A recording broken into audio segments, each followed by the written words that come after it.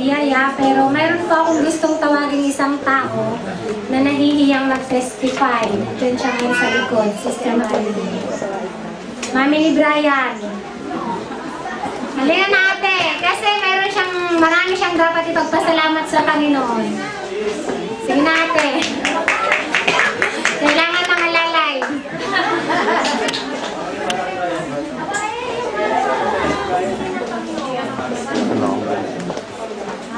Na-encourage kasi ako sa buhay na kasi nakita ko, pareho kami ng situation noon, pero since nung nakita ko na talagang binigay niya yung buhay ng Panginoon, ang daming changes, kaya gusto ko din i-share niya sa inyo, hindi lang sa akin ng mga pagpapalit. Magandang umaga sa inyong lahat. Nahiya ko talaga ako sa harapan. Gusto ko lang ipagpasalamat dahil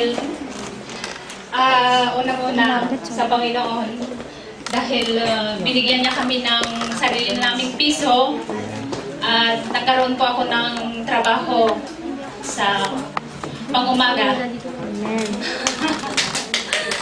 At matagal po akong nawala ng trabaho pero nakakasurvive pa rin kahit paano dahil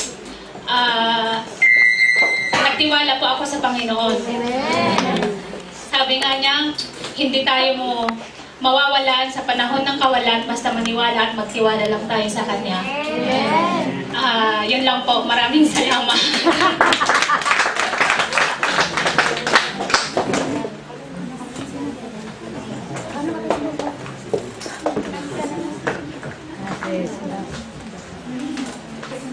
Good morning, church. Ang boses. Una po sa lahat. Nagpapasalamat po ako sa Panginoon kasi for giving the desire of my heart. Kasi dapat malakas man po pa po ito ginawa. Yung desire ko po, taon na po yun na magkaroon ng Bible study sa bahay. So, tinugunan ng Panginoon. Minsan, kahit pa isa-isa, sabi ko, isa-isa lang kahit ako lang. Then, ipagpapatuloy ko pa rin dahil ito ay para sa Panginoon. Natutuwa po ako kasi dumadami, tapos ang daming mens. Talaga. Para sa mga hindi pa nakakaalam, ang oras po ng Bible study sa bahay is 5 to 8 every Tuesday. You're welcome to be there. Doon po ako sa nakapila sa Cali Castillo. Cali Castillo. So, pag alam niyo po Cali Castillo, you're welcome. Castello, Okay. Praise God. hanapin ko nga po.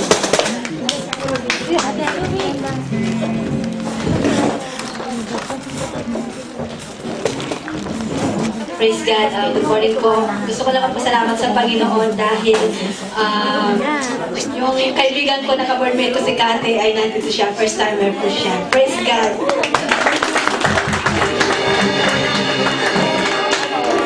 Nagpapasalamat ako sa Panginoon dahil answered prayer na. Nandito na po.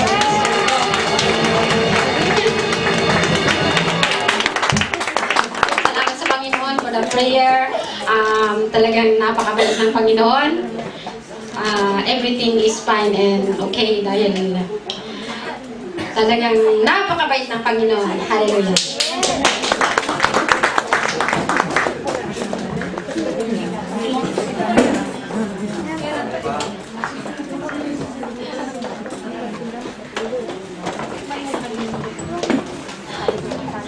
Good morning to everybody.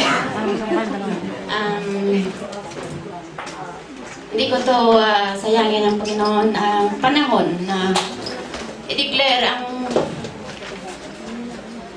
kabutihan ng Panginoon sa aking buhay.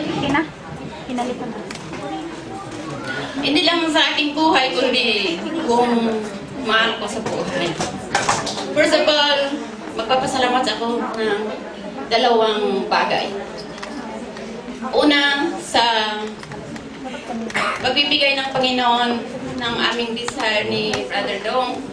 Naghintay kami ng 1 year sa desire namin magkaroon ng matrimonyo. But the Lord is so good.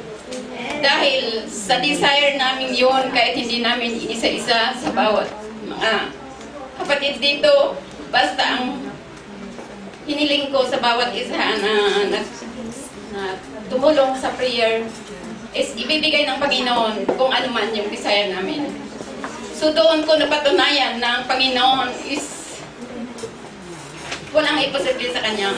He is above all. Dahil ang binigay niyang trabaho sa amin ng aking kamatrimonyo, si Brother Dong, ay kung perfect, hindi lang sa perfect timing, kundi perfect sa lahat. Sa klase ng trabaho hinahanap namin, gawa nga sa first time pa lang kami magmatrimonyo. At sa timing niyang pagbigay sa amin itong job na ito, kahit naghintay kami ng 1 year. At ganon din sa pagpapasalamat ko sa Panginoon dahil sa paghintay namin yon, siya rin ang nagbigay sa amin ng patient, ng pagtitiwala na siya rin ang magbibigay ng aming hinihiling sa tamang panahon. Pangalawa, kundi lang yung blessing niya sa aming job, ang blessing niya rin itong week na ito dahil sunod-sunod ang dumating na problema sa aking pamilya. Yung dati kong pinaprovide ang sister-in-law ko, dialysis every 2 weeks, every week, twice. Sinasagot lahat ng Panginoon yun dahil ako lang naman sa pamilya namin ang nakakatulong sa kanyang financial. Pero pinupuri ko ng Panginoon dahil hindi naman lahat ng panahon ay nakapagbibigay ako. Pero ang Panginoon din ang nagbigay sa akin ng sign na kung wala man akong pirang may bibigay, ang aking prayer pa rin ang mas malakas sa lahat. So, sa bagay na ito, doon ko na-prove kung gaano ka-powerful ang Panginoon sa ating buhay. At alam ko na hindi lang ako, hindi lang kaming pamilya, kundi bawat isa sa atin, kung ano man yung mga desire natin, kung ano man yung mga kailangan natin sa buhay. Pag ipinukos natin at hiniling natin, pusang loob ng Panginoon ang ibibigay, sapat at liglig, umaapaw sa lahat. Amen. Dahil siya ay tunay sa lahat. At ang masasabi ko, God is all above all. God is all. Amen. Praise God.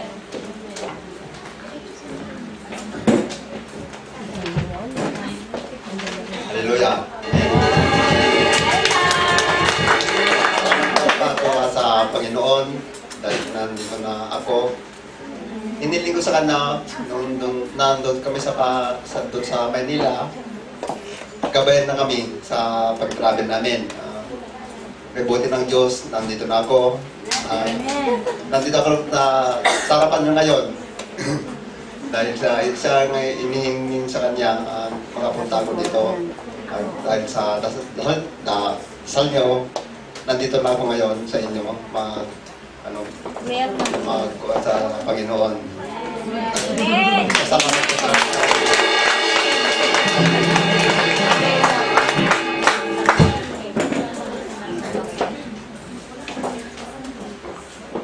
Okay, praise God. Ang masasabi ko na I am blessed kasi nandito ako. Nandito ako na nagpupuri sa Diyos. I am overcomer kasi sa lahat, Sayang luha. Sayang luha. ako yung natouch nyo. I am overcoming kasi lahat ng problema nalampasan ko. Praise God, I am victorious.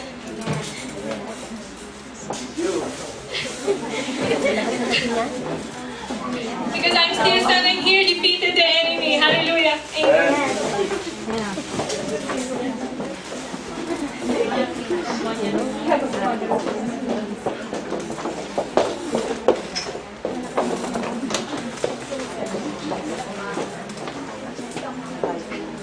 Dadako po tayo sa tithes and offering. Kung meron po tayong Biblia, makipagbukas po tayo sa 2 Corinthians 9, verse 11.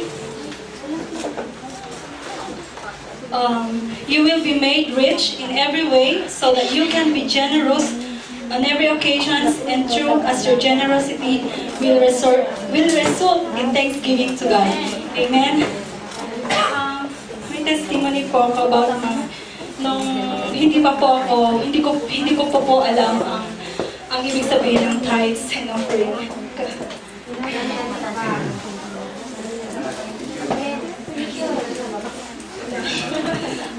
Kasi po yung father ko, magbubukid po siya noon. Then, ako po is nakikita ko yung hirap.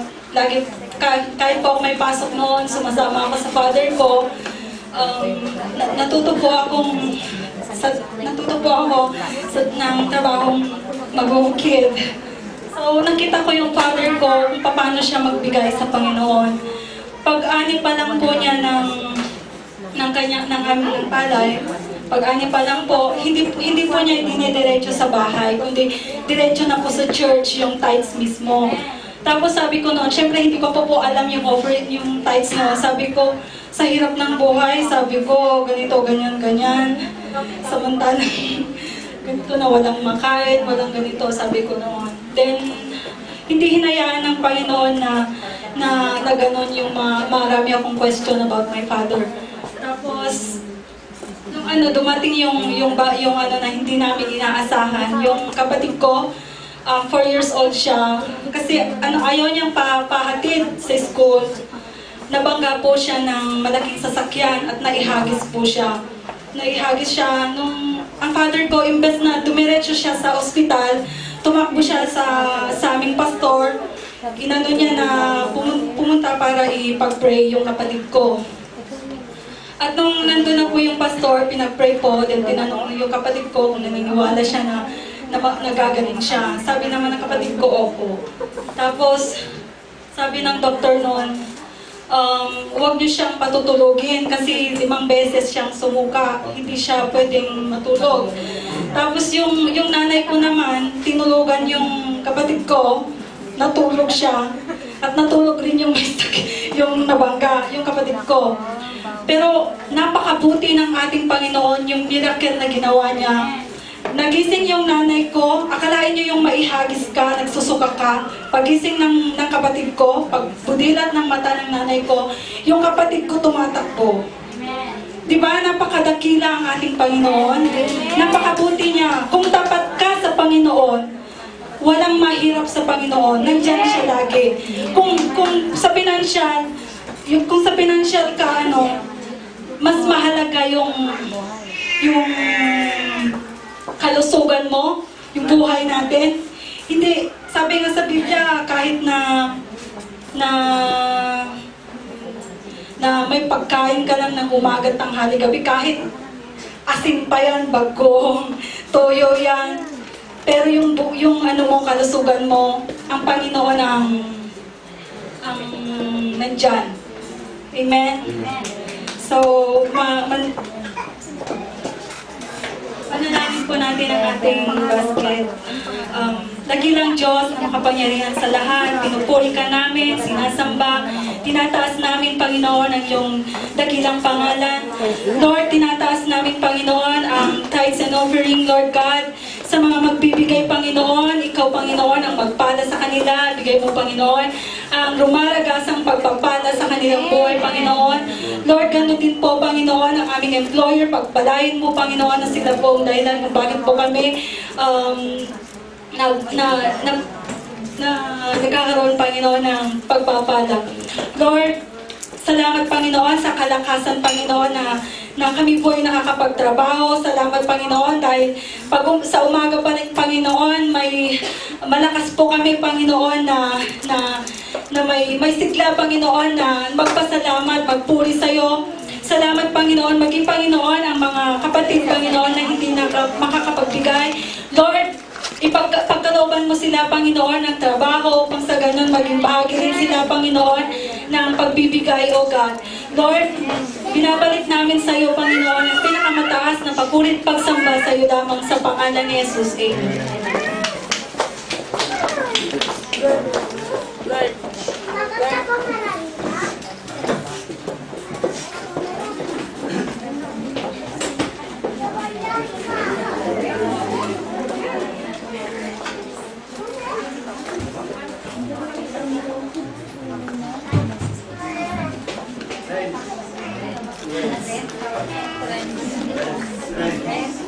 Ayaw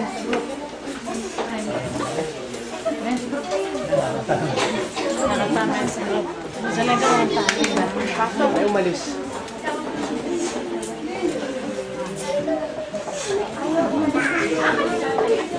Ayaw umalis.